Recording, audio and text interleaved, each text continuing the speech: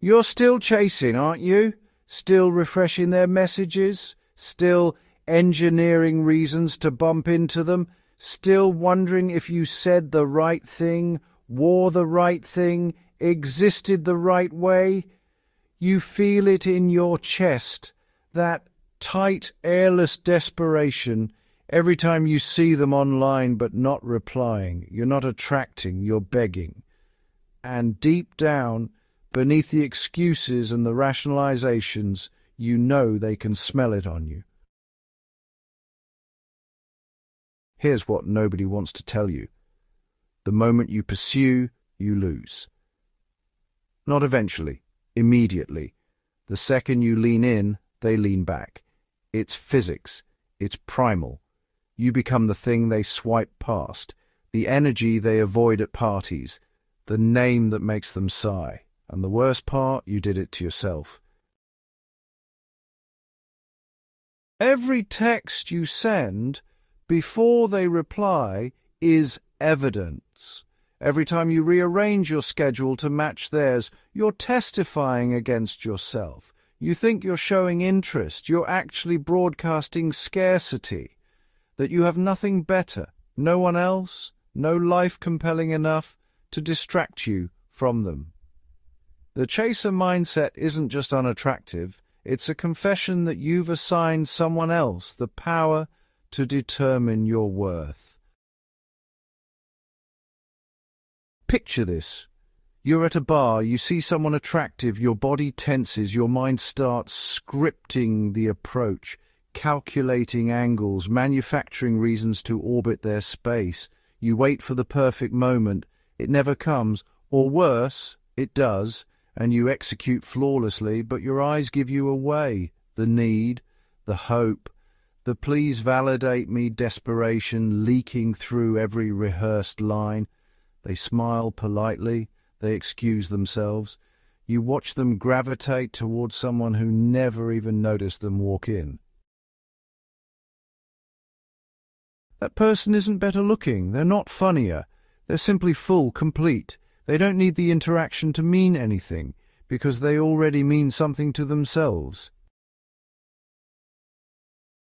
Stop trying to be chosen. Become unchaseable. This isn't a tactic, it's a complete demolition of how you've been moving through the world. You don't get to keep who you were and just add some confidence on top. That version of you, the one who checks their phone 40 times an hour, who tolerates disrespect because you're afraid of losing access, who shrinks your personality to fit someone else's comfort, that version dies tonight. The new frame is simple.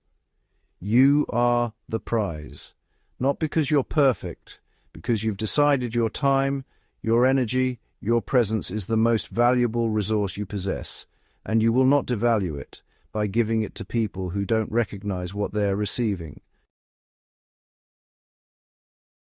Delete the drafted messages. Don't send them. Don't wait and send them later. Delete them.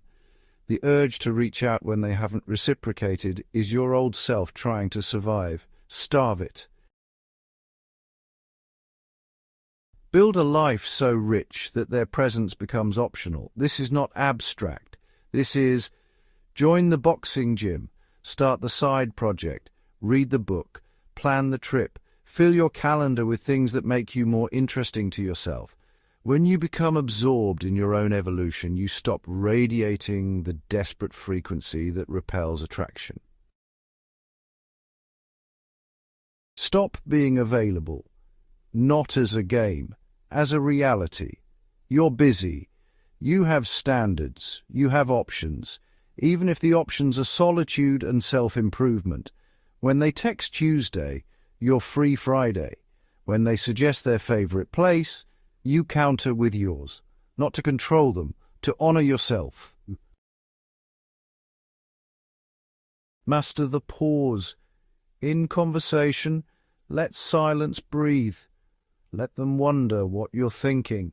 The instinct to fill every gap, to reassure, to explain yourself, that's weakness leaking out. Certainty doesn't explain, it exists.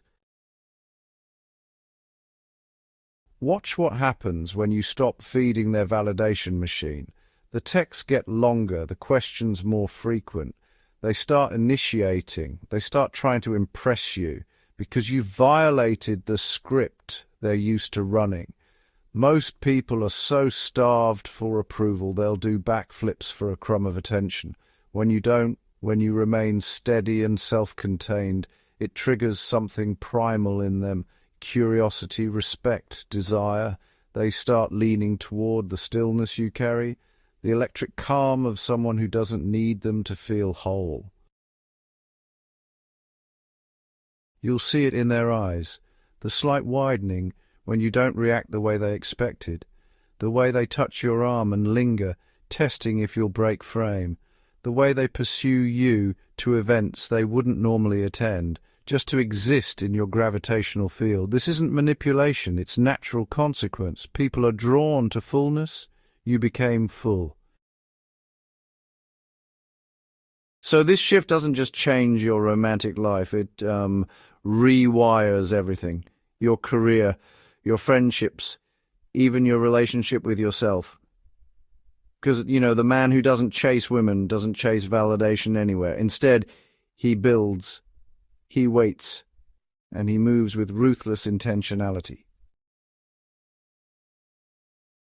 You'll notice opportunities appearing that never existed before, not because the world changed, but because you're no longer vibrating at the frequency of lack.